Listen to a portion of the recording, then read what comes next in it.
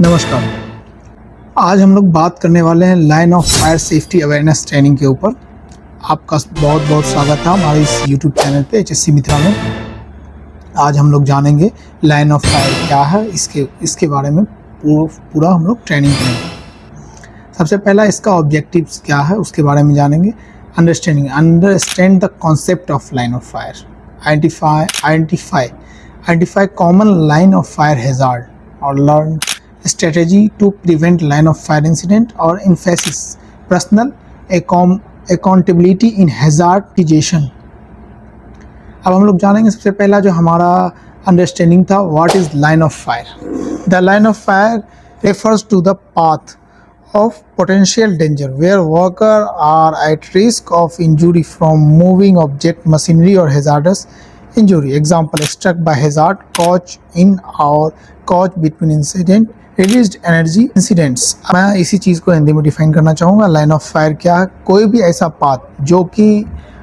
Dangers हो, जो आपके बॉडी को या फिर डेथ तक ले जा सकता हो इंसान को, ऐसा वे हो जैसे सपोज कोई लाइव केबल हो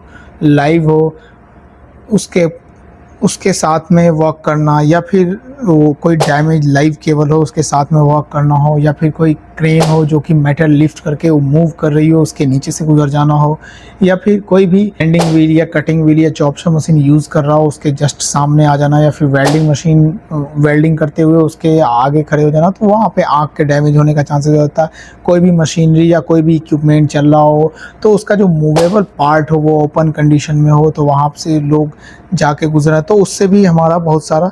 वो सब लाइन ऑफ फायर के केसेस में आ जाता है। अब हम लोग चलते हैं type of line of fire और उसके हैजार्ड के बारे में बात करने। Struck by hazard, falling tool material और ऑब्जेक्ट। पहले मैंने बात किया था आपसे कि कोई भी लिफ्ट किया हुआ मटेरियल हो, चाहे वो क्रेन से हो या फिर कोई भी मूवेबल व्हीकल और मशीनरी से हो जो लिफ्ट किया हो, उसके नीचे से गुजरने से क्या हो, वहाँ पे वो लिफ्टिंग टूल टैकल डैमेज हो या कोई भी उसमें ऐसा डैमेज आ जाए या क्रैक आ जाए या फिर वो सडन से वहीं गिर जाए किसी भी अदर रीज़न से, या फिर कोई ऐसा कुछ रीज़न आ जाए जिसकी वजह से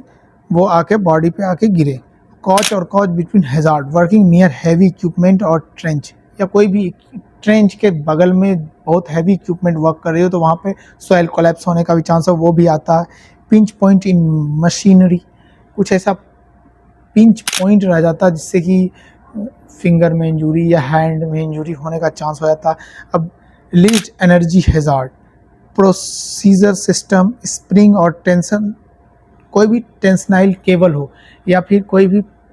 ऐसा स्प्रिंग हो जिसके टच में भी आने से वो ख़त्म होने का चांसेस होता है, जो कि इंसान का हाथ पैर या बॉडी का ऐसा पार्ट इंजर्ड होने का बहुत ज़्यादा चांसेस होता है, वो भी लाइन ऑफ फायर के अंदर में ही आता है। Example of line of fire incident, जैसा मैंने पहले भी बोला था, जो भी ओपन जहाँ पे आप देख रहे होंगे पिक्चर के अंदर बहुत सारा ऐसा होगा कि कोई भी इक्विपमेंट हो उसके नीचे जाके काम करना, या फिर कोई भी मूवेबल पार्ट हो उसके अंदर हाथ डालना, वो गार्ड ना हो प्रॉपर, उसका प्रॉपर गार्डिंग के साथ प्रॉपर ट्रेनिंग के साथ लोग काम करने ना गए हो तो वहाँ पे उसमें हाथ, या फिर कंप्रेस्ड कोई गैस हो उसका हैंडलिंग प्रॉपर ना हो उसकी वजह से भी होता है। उसके बाद आपका कोई भी क्रेन हो या कोई भी ऐसा फोर्कलिफ्ट हो उसके साथ हम वर्क करने जा रहे हो, फोर्कलिफ्ट में क्या आगे अगर मेटल लिफ्ट किया होता तो आगे उनको पता नहीं चलता, तो उसके साथ में कोई हैवी इक्विपमेंट हो तो उसके साथ में एक फ्लैगमैन स्पॉटर होना बहुत ज़रूरी होता है जो कि उसको आगे की तरफ निर्देश देता है। उसके बाद अपना उसके लिए क्या क्या डॉक्यूमेंट हमको प्रोवाइड चाहिए उसके बारे में। आइडेंटिफाइंग हैजार्ड,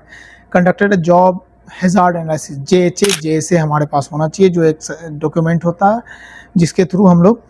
आइडेंटिफाई करते हैं कि क्या हैजार्ड है, उसका प्रिकॉशन हम लोग क्या ले सकते हैं जिससे बचाव करके काम हो सके। उसके बाद कोई भी moving part, storage energy and potential impact zone में हम लोग वहाँ प्रॉपर गार्डिंग करके उसके बाद इंजन कंट्रोल के साथ काम, और उसके बाद उस चीज़ को अगर कोई भी ऐसा इंसिडेंट हो गया हो या कोई ऐसा चीज़ हो जो कि ऐसा होने का चांसेस हो कि मूवेबल पार्ट है ओपन है, तो उसको हम लोग पहले टू के अंदर शेयर कर देते हैं कि लोग वहाँ जाए तो सतर्क होकर काम करें, वहाँ पहले उसका गार्डिंग प्रोवाइड करें फिर बाद में काम करें। उसके बाद अगला आ जाता है अपना प्रिवेंटिव मेजर्स। जैसे प्रिवेंटिव मेजर में इंजन कंट्रोल आता है, इंस्टॉल बैरियर्स, गार्ड्स और वार्निंग सिस्टम। अगर कोई भी मूवेबल पार्ट हो उसका गार्ड होना चाहिए प्रॉपर, या फिर उसका पूरा जो भी है डिस्प्ले होना चाहिए कि ये ओपन पार्ट्स है, ऐसा इसमें बचाव करके काम करना, या फिर कोई हीट ऐसा सामान हो जो कि टच करते ही बर्न होने का चांसेस हो, तो वहाँ पे पहले अवेयरनेस के लिए एक साइनेज लगाया था। उसके बाद अपना एडमिनिस्ट्रेशन कंट्रोल आता जो कि इन्फोर्स सेफ वर्क प्रोसीजर, जो अपना वर्क प्रोसीजर है वो सेफ होना चाहिए, उसको डिफाइन करता और सेफ्टी के रूल रेगुलेशन को वो डिफाइन करता और बताता। उसके बाद उसके आगे आता अपना जो पीपीज हम लोग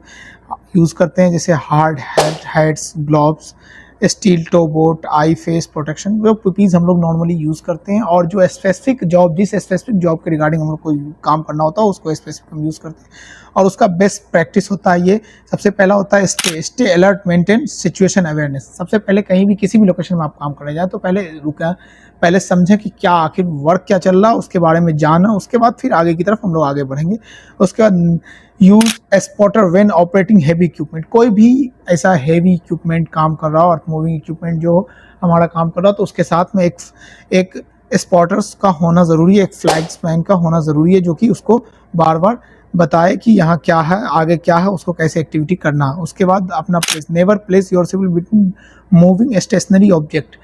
जो कि अपना जो हैवी इक्विपमेंट चलता है तो उसका जो मूविंग ऑब्जेक्ट, मूविंग पार्ट होता है, जैसे काउंटरवेट्स हो गया या फिर उसका स्विंग्स एरिया जो पूरा होता है, उसके अंदर कोई मूव ना हो, उसको भी हम लोग को अच्छे से बैरिकेड करके उसके बाद वहाँ काम करना, और वहाँ पे फ्लैगमैन स्पॉटर होना चाहिए, और वहाँ पे फॉलो एस्टेब्लिश सेफ्टी प्रोटोकॉल्स जो है उसको फॉलो होना चाहिए, उसका साइनेज अवेयरनेस, और जो भी लोग उस एरिया लोकेशन में काम कर रहे हैं उसको उस चीज़ के बारे में अवेयरनेस पहले से दे के उसके बाद काम को स्टार्ट